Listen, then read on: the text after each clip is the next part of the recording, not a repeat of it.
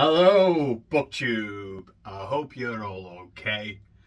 And I thought I might do a bit of a random video for you today.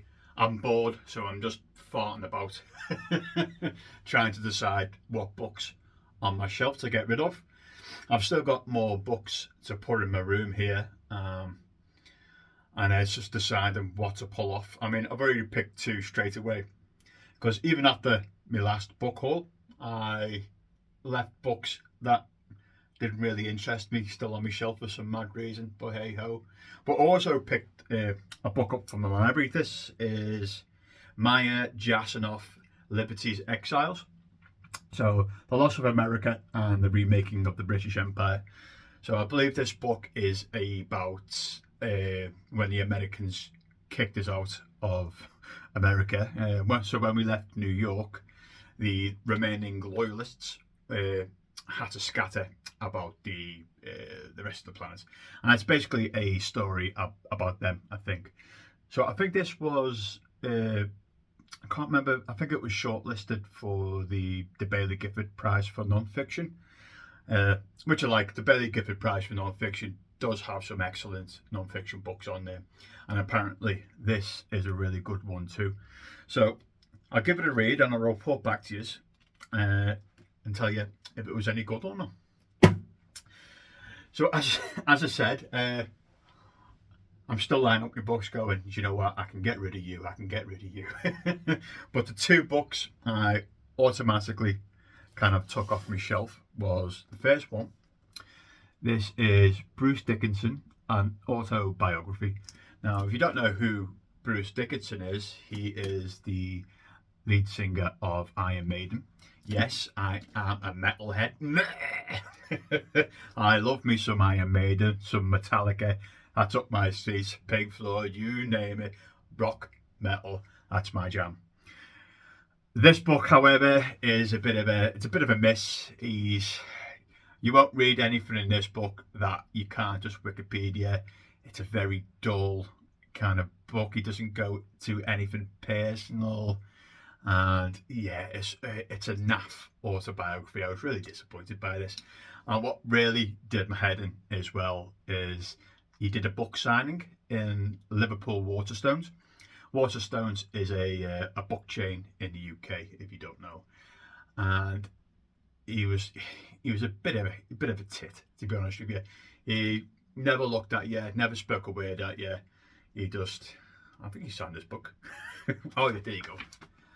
You know, scribbled to Alex, and then blah, that's what he did. And then he closed the book and just like slided it down the table. I was like, you bugger, you absolute bugger. You know, because I've been to a few book signings from authors, and tell you who was really nice, Robin Hobb. She does the fantasy series Realm of the Elderling. She was absolutely lovely. She took time to talk to you.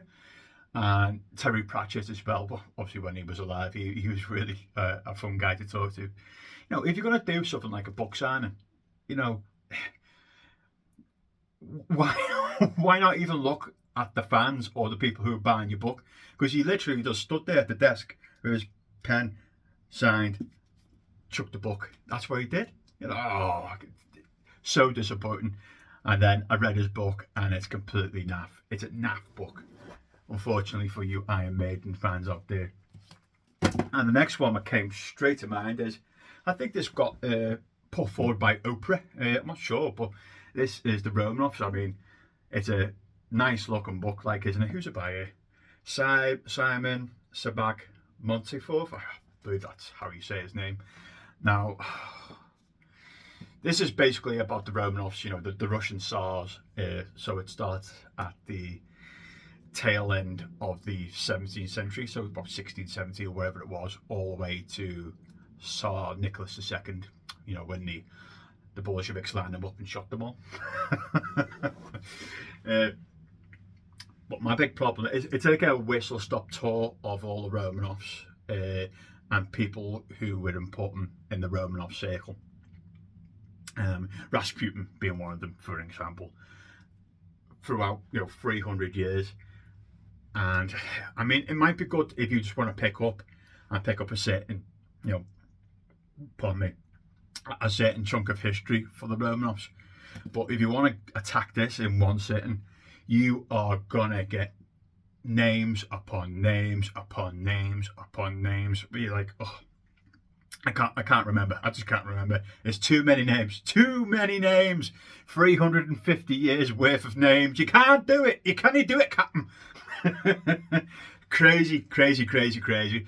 So I remember reading this going, I'm sure this bloke was in the previous 4 chapters, I believe. And it's very much one of them. I mean, the writing style, it's all right. It's not the best. And yeah, you just get inundated with too much information here. Way, way too much.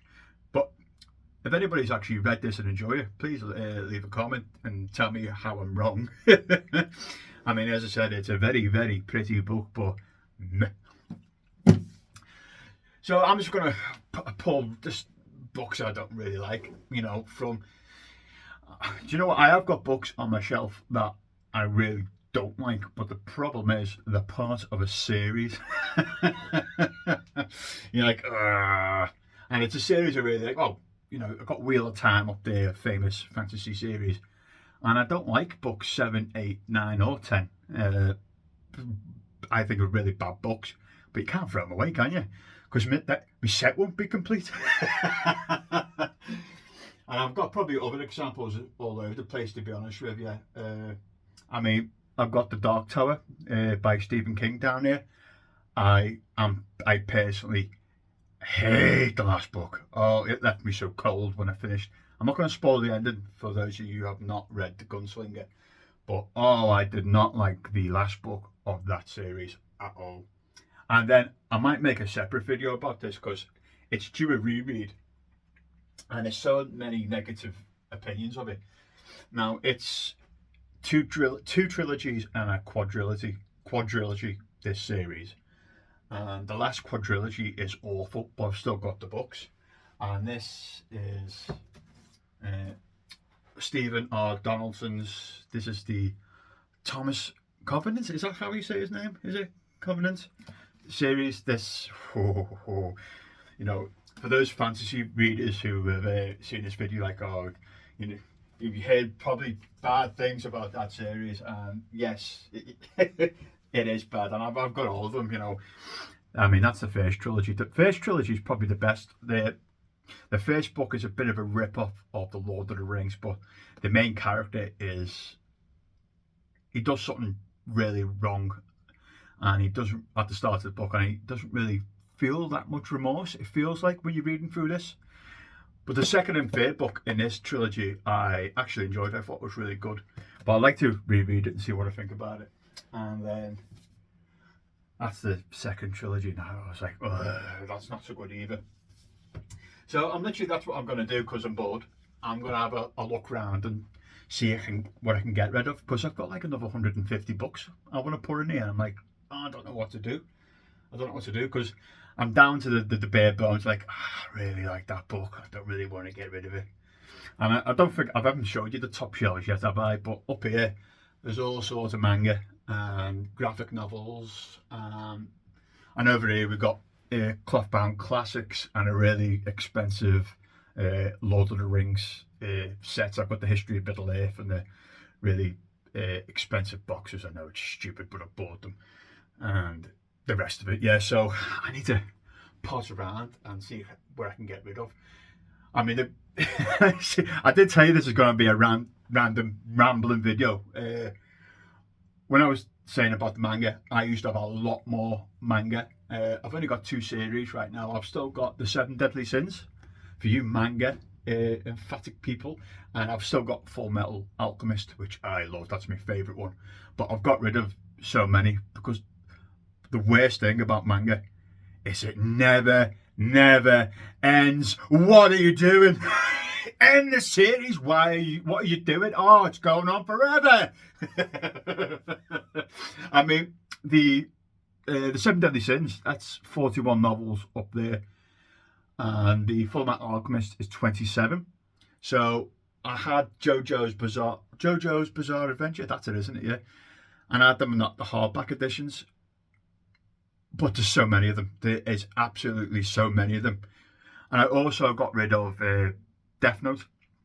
Now I had the black issue of Death Note. There's only 6 of them of the black issue variety.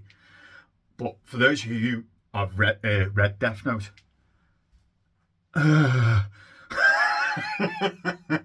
the first 3, fine.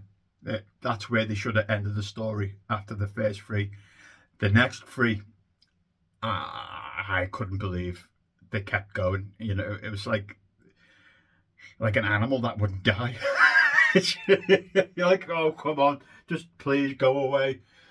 You know, those people who've read that, how many times did Kira pick? It is Kira, isn't it? How many times that said throughout the series? Yeah. So I know I'm waffling right now, and I wanted to do a 5-minute video, and I'm on to 11 minutes already. I just, hey, Kathy, you know, double speed, it'd be 5.5 minutes. So yeah, so what I'm going to do is going to pull off a couple of more books here and see how many more books I can put in here from the ones from the other room. And that's it, and I'll see you soon. Bye bye, Booktube.